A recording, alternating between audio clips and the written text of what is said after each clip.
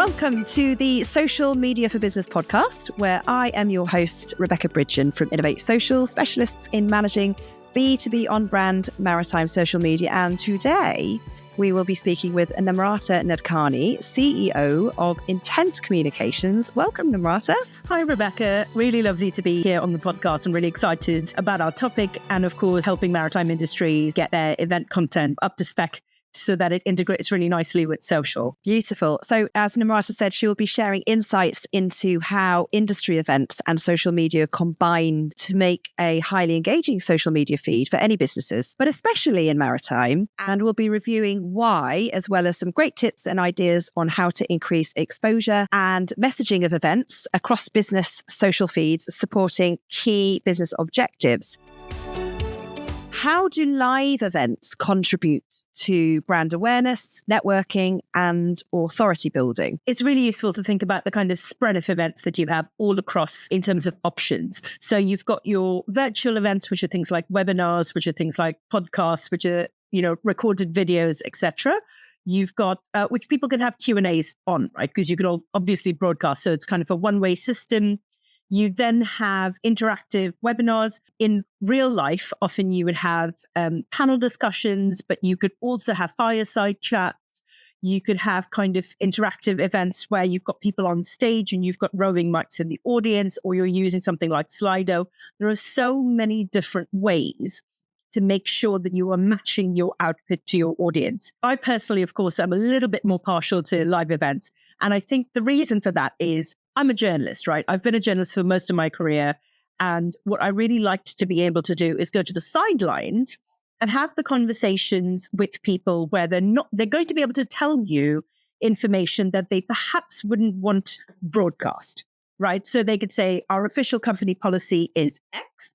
And then they're very able to say, my personal opinion is X minus this point, or X plus this insight that I share that, my company hasn't really taken a stance on this yet, or whatever. It gives you that personal connection. It gives you the opportunity to network.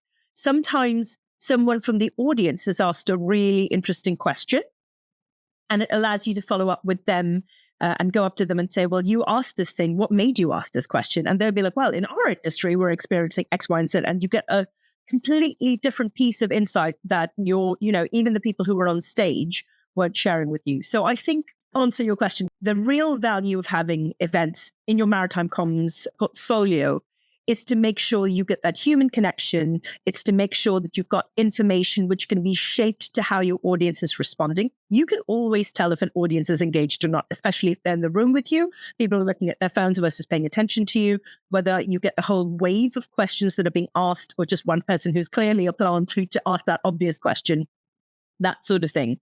But I think if you do it right, you can really build not just company brand, but you can build individual brands, and you can have people going away feeling like their horizons have been really broadened by the discussion.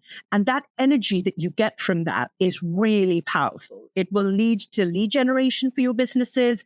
It will lead to people thinking of you as thought leaders. It will lead to people going away and Googling your business just to find out what you do because you've said something that really resonates with them. And of course, it's the opportunity to be seen with the right people on the right platform. So you want to be in maritime on stage with the ship owners. You want to be on stage with ship managers. You want to be on stage with legal or P&I or IMO regulators, that kind of thing. So we know the hierarchy, the pyramid in maritime, and you can pitch to the right people to be there if you have the right discussion, the right portfolio, the right people chosen for it. And of course, a really, really, really good moderator, which I cannot emphasize enough. The thing that I'm most passionate about is have a really good moderator there to make sure your audience has a champion who's able to fight for them to make sure their time isn't being wasted and they get the most out of the event. And also something you mentioned before was when you get to speak to the audience from the sidelines and you get to hear and see a perspective that you hadn't necessarily considered. Wow, that's a great way of getting ideas for content that actually your business could be putting forward that their client base really does want to know.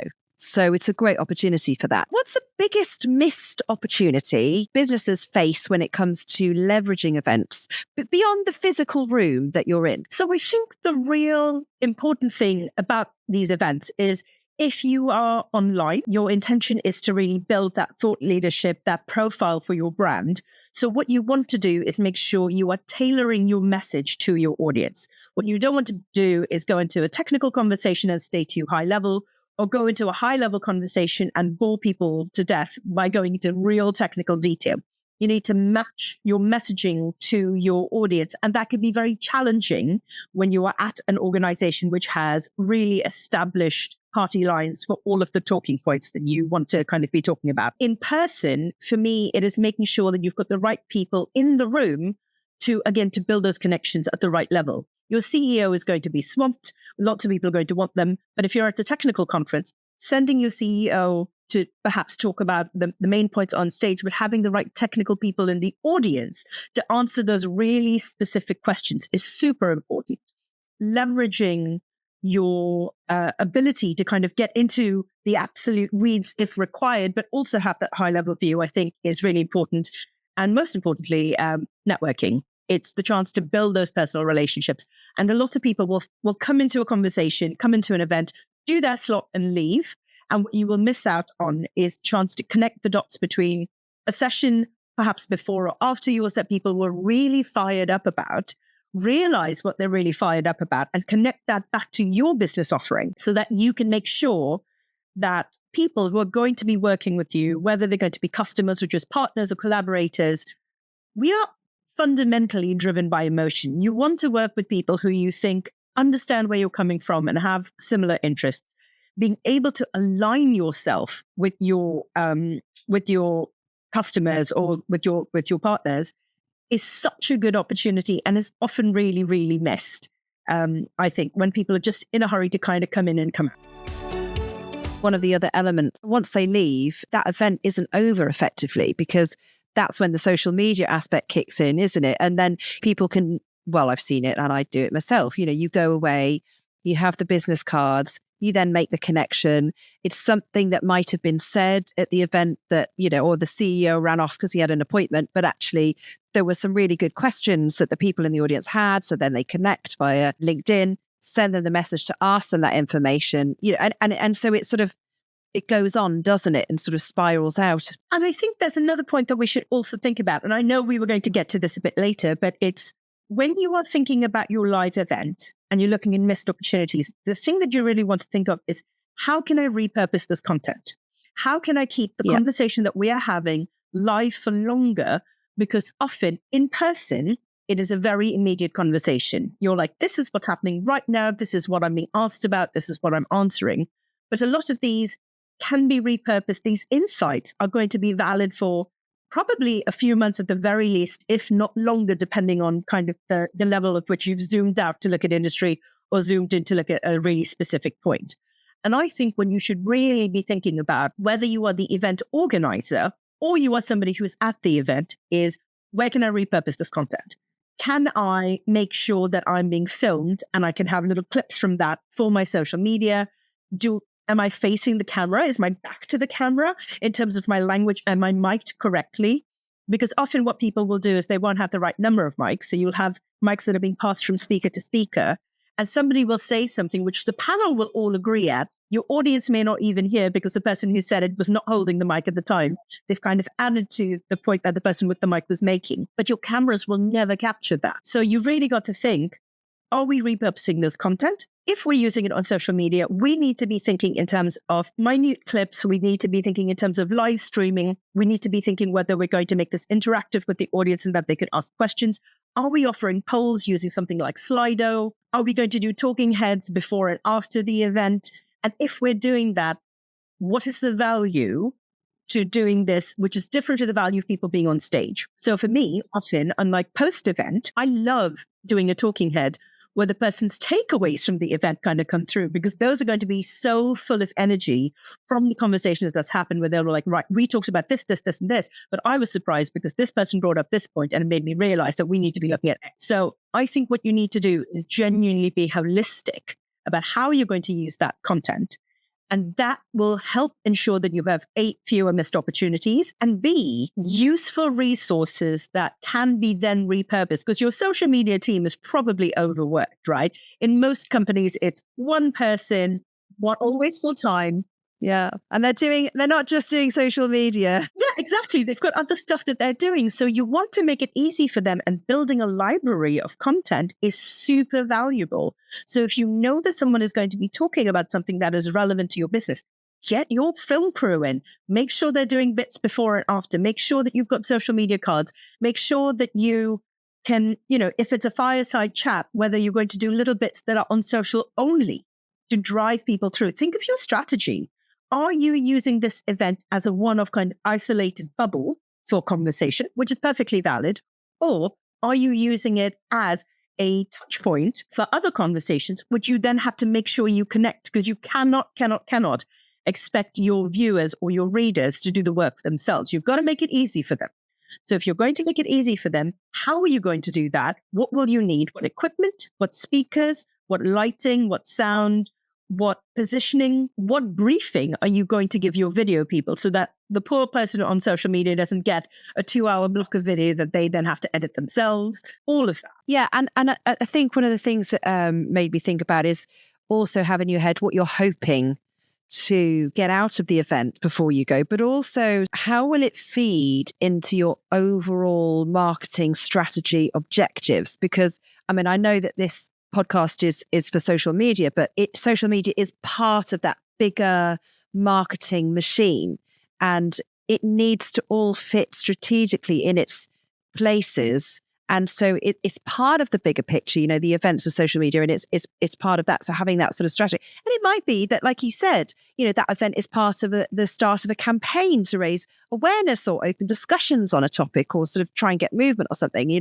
So where is it going to go after that? And I think absolutely, you need to think of it holistically. You need to think of what you're going to do and where you're going to use it. And if you need to make sure certain things are being said, right? Because it's very easy to get caught up in the conversation that you're having on the day or other people's viewpoints and not talk about what I like to think of as proactive messaging. You've got proactive and reactive. Reactive is someone has said something, you're responding to it. Proactive are the stories you want to tell in your events, on your social media, across all your marketing collateral.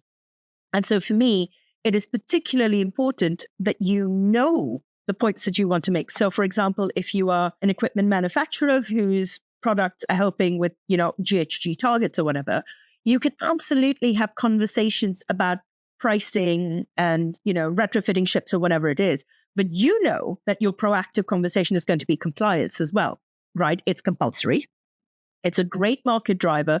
So you should make sure that you fight your corner and you say something like, right, when we're talking about pricing, for example, we need to remember everyone's going to have to do some investing because the IMO's GHG targets require all of us to comply.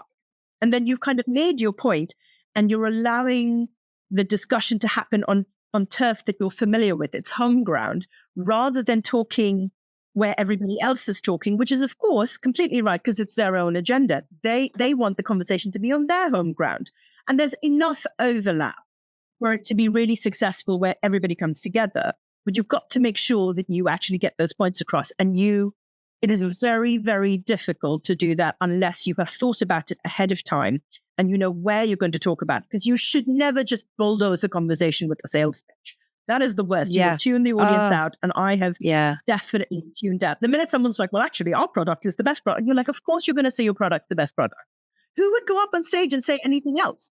Yeah, you're absolutely right. I think that's one of the basic things when a client comes to you and sort of said, well, I want to sell on LinkedIn. And I'm like, well, yes, you can, but you can't be like, we do this, because actually nobody is on social media to be sold to, but they are on, especially LinkedIn, they're on social media because they are interested and engaged in key industry topics. And I think a company that really is really tuned into their client base of the problems and the issues that they are facing, and they are really talking about those problems or issues, that sells regardless, because that the client sees you understand them, you have a solution for them. You don't need to say you have a solution for them. It's obvious. They will have checked your website out. They would be following your feeds. It's implied. Yeah, exactly. And so it's this subtle thing. We're obviously talking about brands and we're talking about people. So obviously brands are made up of lots of people, and individuals have their own individual perspectives. So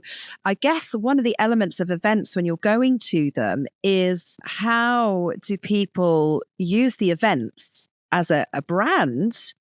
And obviously they're very professional and they have all of that. But how do the individuals then come away and use that event? Like you were saying, like, don't then suddenly send a message and say, here's my product. What would be your take on how to communicate the events in the best way? So for me, Maritime is very relationship based, right? It has always been. It's, if you have the goods and you have a reasonable product, once that minimum threshold has been met, what they're looking for is to work with somebody that they like and somebody that they trust.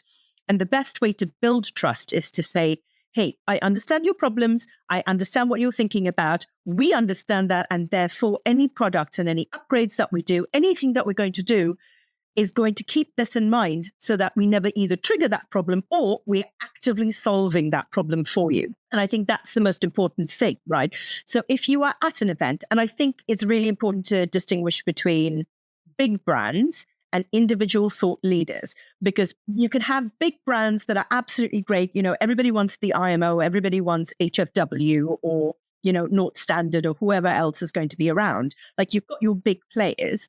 But you definitely also want people who are going to be really opinionated, who are going to be passionate about something. Events are a really, really great place to build that passion, to build that personal branding. It's about individual brand building. People will respond much more strongly to individuals than they would organizations, because organizations are faceless, nameless, and they don't care about you back. People, connections that you build are going to last you, hopefully, for your whole career in Maritime. And I know this, I've been in Maritime 21 and a half years. A lot of the people who met me when I was an intern at Lloyd's List are people that I now do business with. And it is fantastic to know that when job opportunities showed up, they knocked on my door and let me know.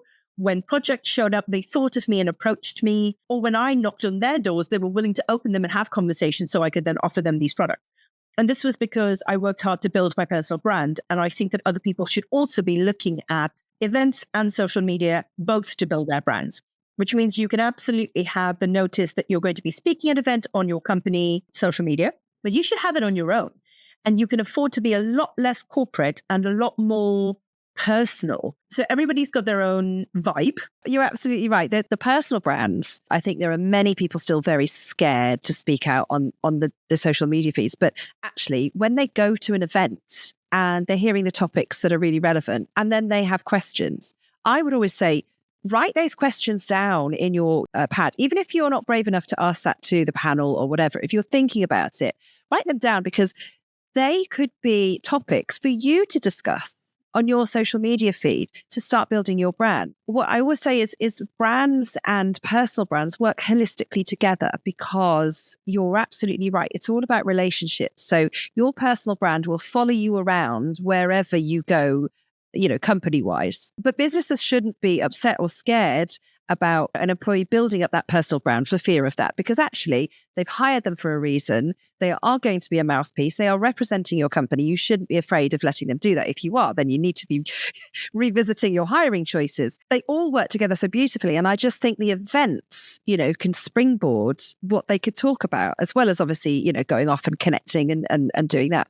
Absolutely. I think in the same way, companies that are scared of sending people to events, like, you never send people who you can't trust to follow the party line.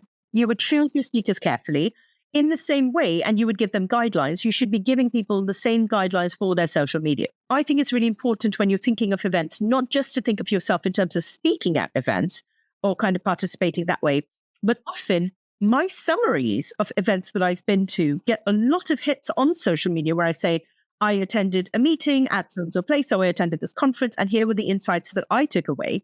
And those insights are really personal to me. That was what I thought was interesting. And that allows people to, A, feel like they know me a bit better, B, get my take on things, which might be different to their take on things. Yeah. And C, engage with me on social media if they want to either agree with me or challenge me or build on what I've said. And so it's not me reporting just this happened and then this happened and then this happened. It's me saying, well, this person said this and I disagreed with them because of here is my reasoning. And that person, I often will tag them because that way, if I've got the wrong end of the stick, I'm very happy to be corrected. But if you have an ego on social media, you are going to find out the real hard way that people don't care. It is a huge equalizer. I was also going to say, because you talked about where you open up a dialogue and you put your own opinions on social media and you tag that person.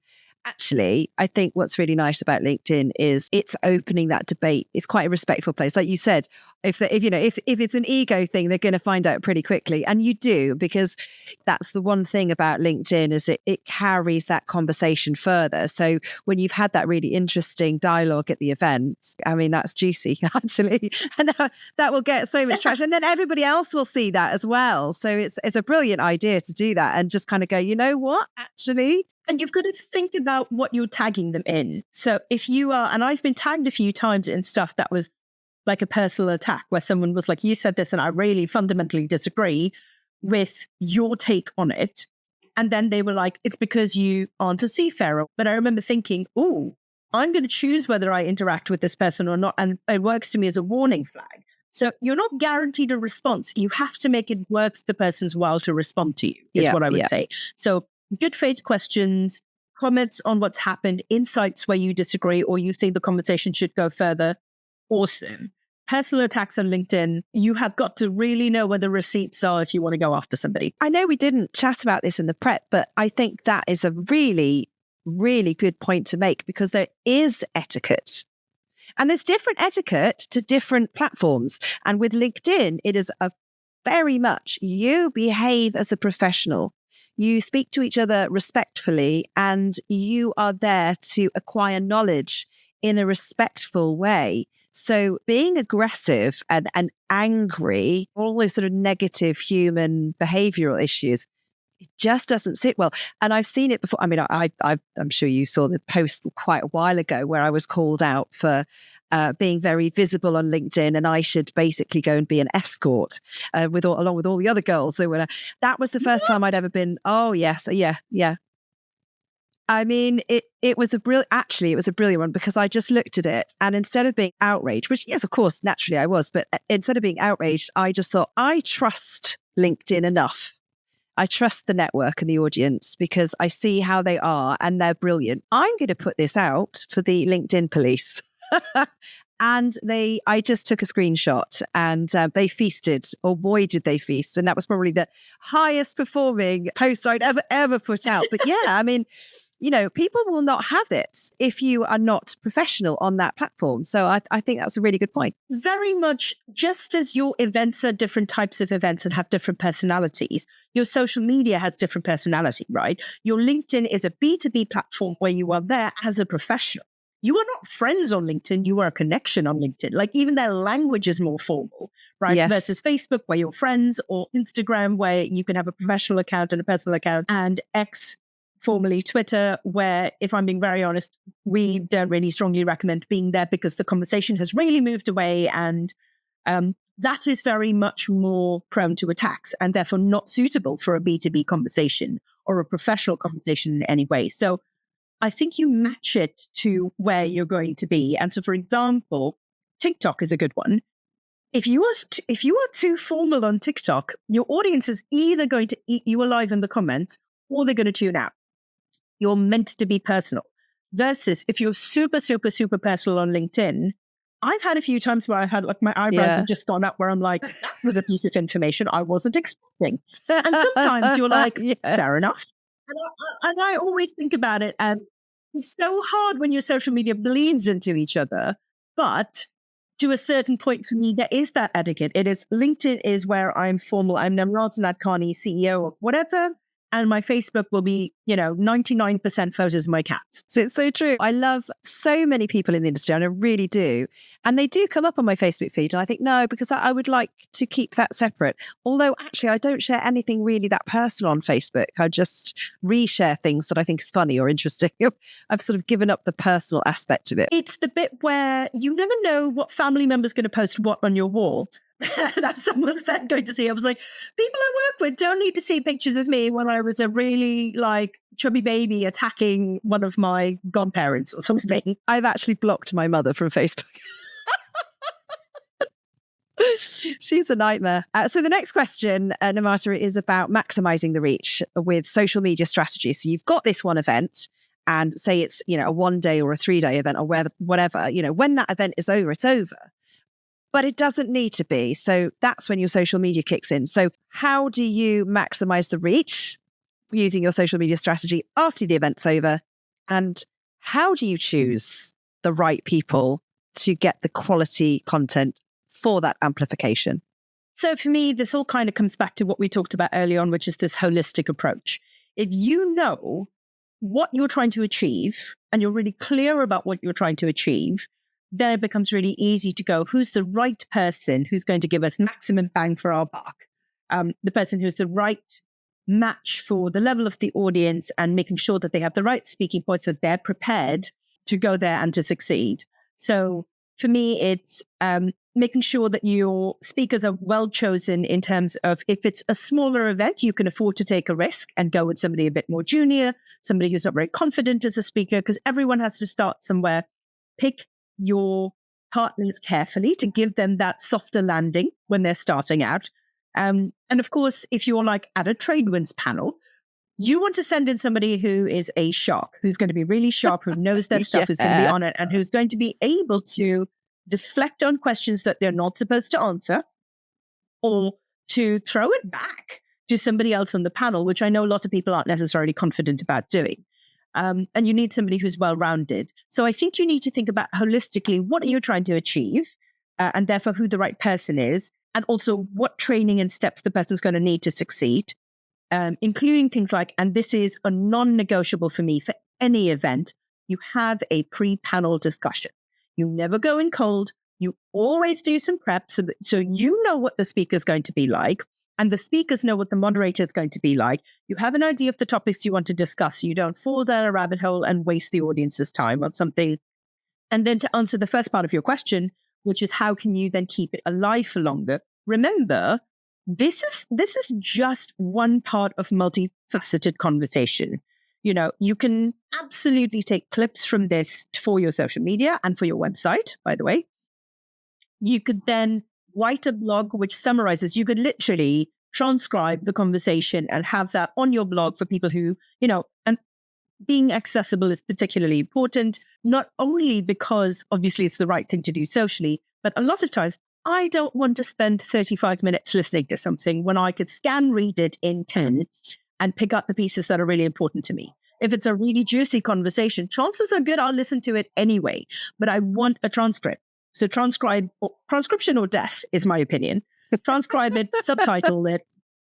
You really want to make it accessible to viewers to pull that information out easily. Don't make them do work.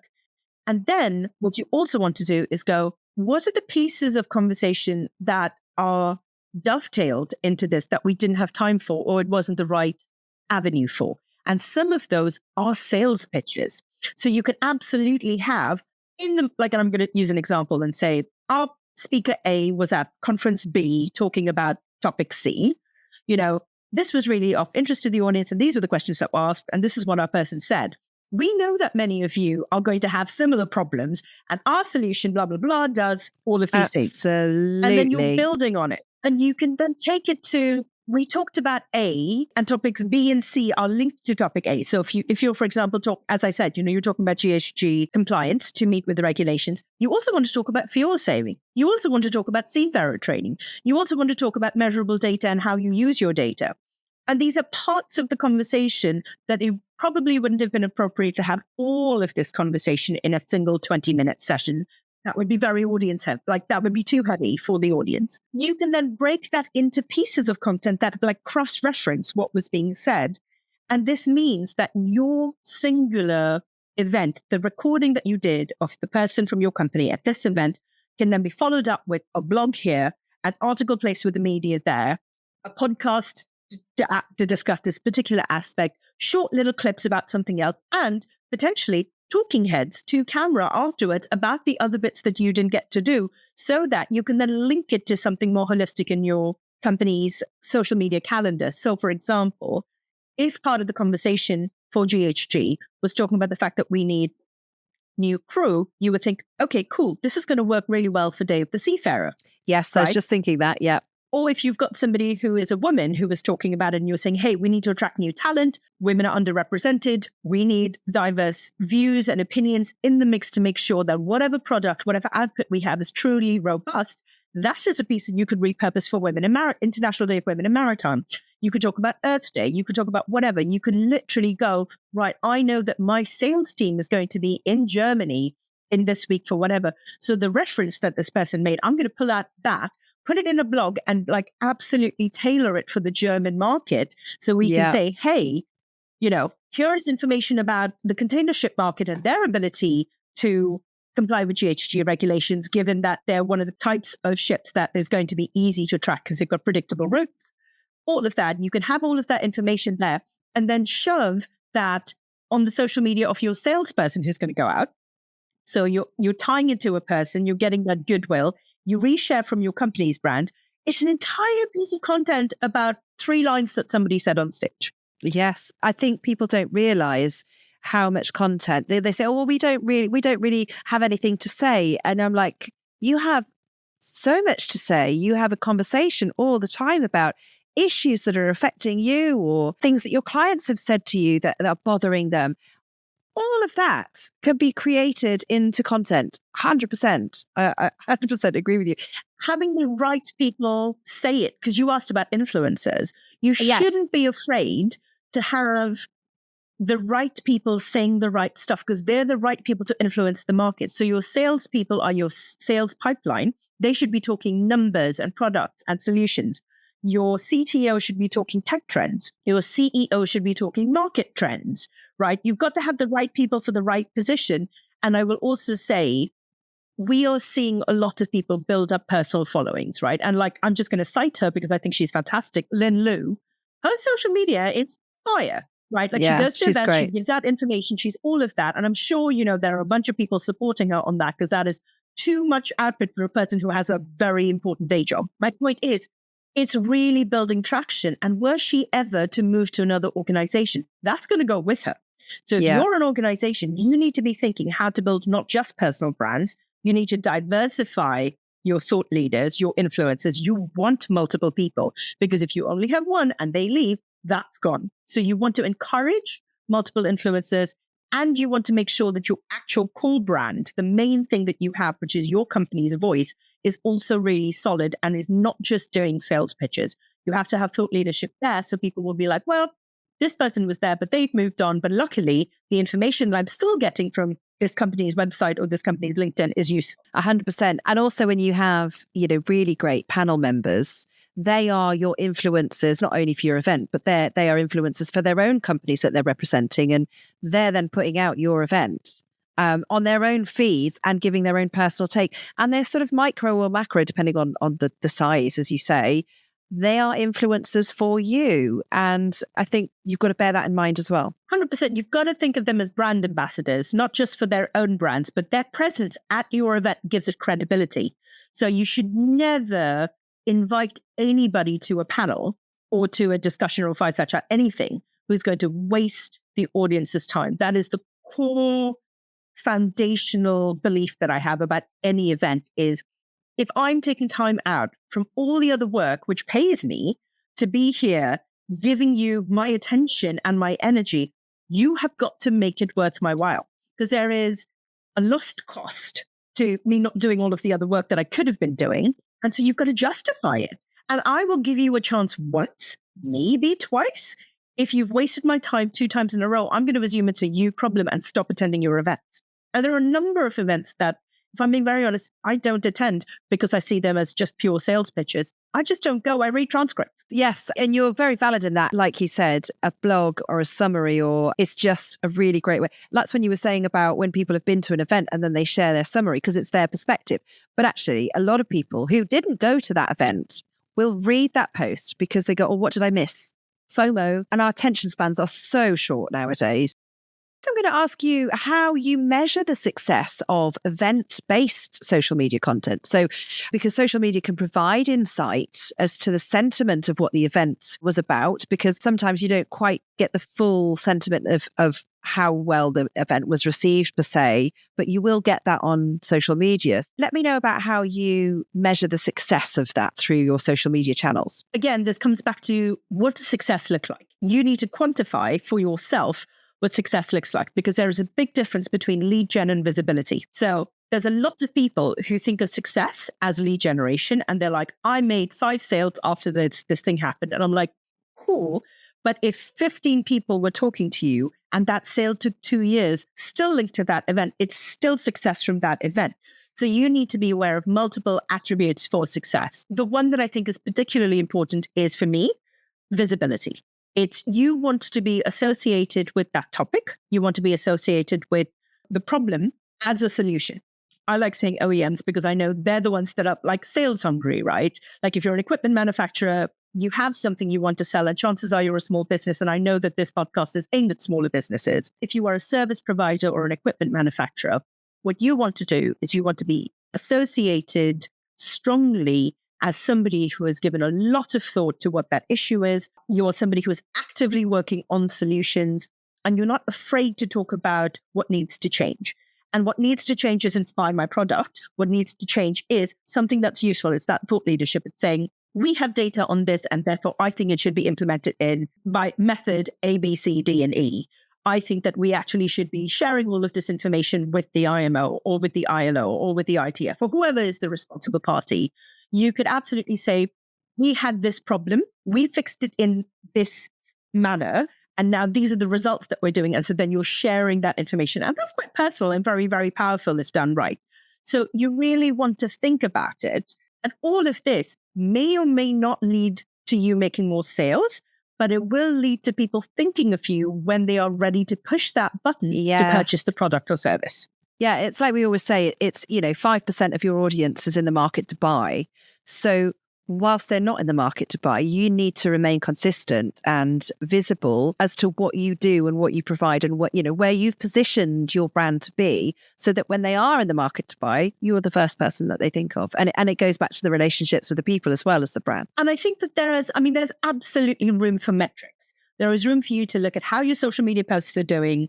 There's room for you to see how people engage with it. If you have a topic and you have had an event, and then off that event, you wrote a blog, and off that blog, you then decided to do a webinar about that, whether you saw people click on a link. And of course, people have got unique tracking markers, the UTM UTM thing that happens. So you can see who is feeding you, your audience. And you should be tracking this to be like, was it my LinkedIn? Was it my website? Was it QR code that I put up at an event that drove people towards a dedicated page on my website that sent people there? So you can absolutely track this. And there is enough AI algorithm metric tracking platforms. There are a sufficient number of platforms that can do this for you. So even if you are small, you can just throw money at this problem. But the most important thing to do is when you have customers, ask them. Be like, where did you hear about us? How did you know we existed? Did you just Google us? Like for us, for example, Intent Communications has been around for 5 years. And what has been really interesting about our journey for me is it started off as a one-person business, and today we're like 10 or 11 people. And as we've been growing, people used to come to me and say, Nam, I know you, therefore I want to work with you. Yes. And nowadays we get, I saw that Intent did this, and therefore I thought it was really good. And the difference between personal connection, Nam, I've met you, and Intent as a brand is accomplishing this has been fantastic for me to see, because then I know that our lead generation for my business itself is not solely based on me as a person, my personal social media, which is still very much in the mix, but also the reputation that your brand has built by itself. And that's how you know if you are successful at distinguishing between one person who's really good at articulating your message versus the brand's reputation itself, which is self-fulfilling and kind of feeds back into this virtuous circle. You're in the right place with the right people with the right product. Therefore, people will think of you and invite you to the right place to complete that circle again. And I would say on the other side of things, which we don't, which we haven't really looked at, but it goes both ways. It's not just, oh, you're at an event and here's a social media, but actually you can go the other way around where you have been nurturing your social media and you get it and you're interactive and yada, yada, yada. And then you go to an event. And this is why I think events and the social feed work really, really, really well together. And I think they need each other, if I'm honest. And then you'll go to an event and someone will say, oh, yes, it's all right. I know you. I've seen your feed or I follow you. And then you have that conversation in person that you will probably, I've had it where I haven't known someone before an event, but they've known me. Then we've had the conversation. And then it's resulted. That's how we met. And that's how we met, yeah. And I think it can go both ways. What I'm trying to say is they work really holistically together. And I think if you get it right. I think you should really, really think about your social media as the backdrop, right? So like if I'm going to use like a weird metaphor, but if you think about social media as like a fantastic piece of material, your star events curtain are the embroidery you're doing to kind of pull people into something really specific to create a pattern. But this should be an ongoing thing going on in the background. It's the fundamental visibility of your company, your brand, your product, your ethics, your people, your responsibility, all of it visible. It's your shop window. So if your shop window is going to be open all the time, people need to be able to walk by and know what you're about, know what you're offering them, know the value that they're going to get, have their expectations managed for product they're expecting you to have that you don't. All of that. And your events should be linked into that. So absolutely, before you go and have an event, you should be thinking, what kind of blogs do we need to generate interest to make sure that people have this coming out of them? Because just a random event floating in the ether is not going to be helpful. If you've decided that your event is going to be about women in maritime, you need to start talking about it months in advance. You want to do things like have profiles of impressive women in maritime. You want to be driving people on this journey. And we talk about the customer journey, the sales a lot, but people very rarely think about it for social media and for events. And actually, it's very integrated. You want somebody to go, I've been warmed up to this conversation, to this point, which is the sales point. The tipping point is, will I attend this event or will I use my time for something else? That's your sales point. The person then makes the sale in terms of attends that event, even if it's free. And then you've got the cool down. You've got the following up. You've got the nurturing the relationship that you've built, which then continues until you have another point in the relationship that's a hot point. And that could be a new event. It could be a webinar. It could be a drinks reception, which doesn't have much content, but had that networking, because networking is super important. But these are all touch points in an ongoing, wider conversation happening in social, and they're absolutely symbiotic. If you do not have events, you're not going to have these, there's going to be no urgency to the conversation whatsoever. And without social media, how on earth will people know you had an event? Yes, exactly.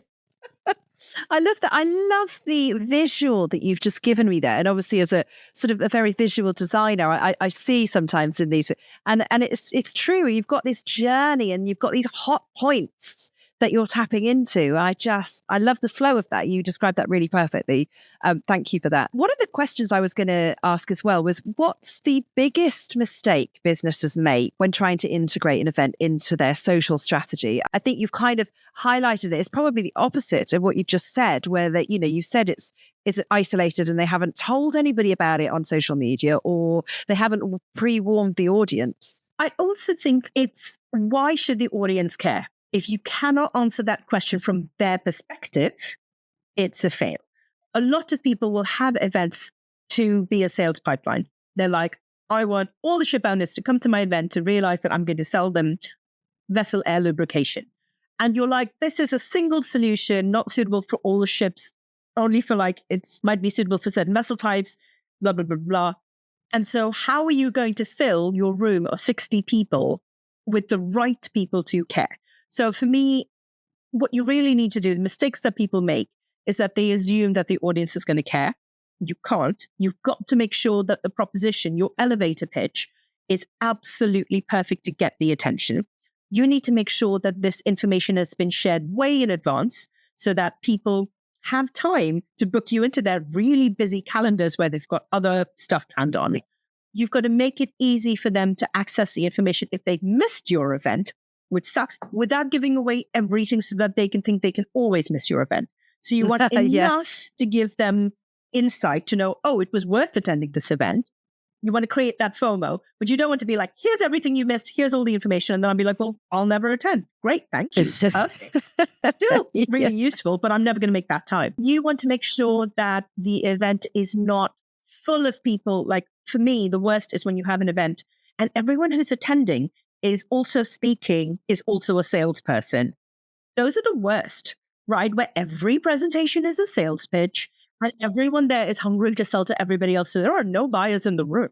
Like you have one buyer and we're all like piranhas. It's worst. And I think the other mistake that people make is that they aren't presenting the USP really well. Like you want your speakers to be coached. Like I really believe this. Everybody has the potential to be a presenter with the right amount of support. Some people are better at public speaking, and I'm lucky enough to be one of them. We have members of my team who are naturally more shy, people who are more reserved, people who feel like they're like, oh my God, deer in headlights. And you say to them, right, we're going to prepare like this. And some people literally need a script, and some people need bullet points, and some people don't need that at all. I'm just like, I know the topic. I know what I'm going to say. I'm going to go there. It's going to be fine. So you have different levels, and you should never assume one size fits all. And if somebody gets it wrong, you need to do that feedback loop of like, what went wrong? Why did you freeze? Or you did a great event. Here's what you did really well. Here's where room for improvement is. So even with that, I think companies really need to be open to criticism. And the most important thing, I think, is just making sure that everything that you're saying has value, which is that, that audience care piece. But even your post-event social media, dissect it, segment it for your different audiences. Be like, if you're a CEO, this is what our takeaway for you was. If you are a technical fleet manager, this is your takeaway. If you're a shipper, like if you're a seafarer, this is what you should care about. We're going to reduce administrative burden. If you're a regulator, look, all the data is going to be available on a platform. And if they choose not to share it, that's on them. Whatever it is. You can have different ways of cutting it, but you've got to cut it, which means you have to think of who your audience is first. And then make sure you know what they care about so that you can match that. And a lot of companies don't do that. They're so sure that they know what their pitch is that they assume that everybody cares, and most people don't. Final takeaways and some expert advice. So if a maritime company only had 1 hour post-event to create content, what should they focus on? So hopefully, having come to the end of the podcast, you've listened to what we've said about it being holistic. So what is your aim? What is your main thing that you're trying to achieve? If it's visibility on social media, you probably want to do a summary of it, and you want to have some short clips. You want to be thinking in terms of your campaign, right? So if you've got 1 hour, you are not going to produce a 12-month campaign in 1 hour. No. So you need to really think about where to spend that time usefully. For me, it would be a short clip from the event, which kind of creates that sense of FOMO and shows you people's faces, hoping that the audience recognizes them. And then takeaway of summaries, and always, always, always call to action. Because a lot of people will forget the call to action. They'll just be like, here's information. But the call to action could be, here, watch the entire recording, or here, visit our website, or here, read this other blog that we've put up where the person has built up this point that they didn't have time to do. So whatever it is, think about the reader's journey. Think about what they're likely to care about. Who is your target audience? What do they care about? And how in that time can you make it super simple and super easy for them to get that information with a call to action that then takes you on the next stage of that journey. So that's what I'd focus on. And that was really succinctly put. Thank you, Namrata, because I think actually the listeners of the podcast, those people who are considering doing events or how to leverage events more usefully through their social media feed, I think that was actually a really tangible bit of advice that can help them go away. And actually, there was a lot of tangible advice throughout the podcast. So hopefully everybody was taking notes. But if they can't, they can just watch this podcast quite a few times. So that's it from us at the Social Media for Business podcast. A huge thank you to Namrata Nadkarni from Intense Communications for taking time out. of your very busy schedule and being a guest on episode 6. Namrata, where is the best place for people to find you if they have any more questions from our discussions today? They can absolutely find me on LinkedIn, where I spend a lot of time, and also on our website. So we're intentcommunications.co.uk. And you'll probably see me at a Maritime event because God knows we like to frequent them. You're everywhere. So thank you to all who have listened, and don't forget to comment with any questions. And of course, don't forget to subscribe so you don't miss an episode packed with tips from experts like Namrata to help your maritime business become visible. So thanks very much, Namrata. Speak soon. Thanks so much, Bex.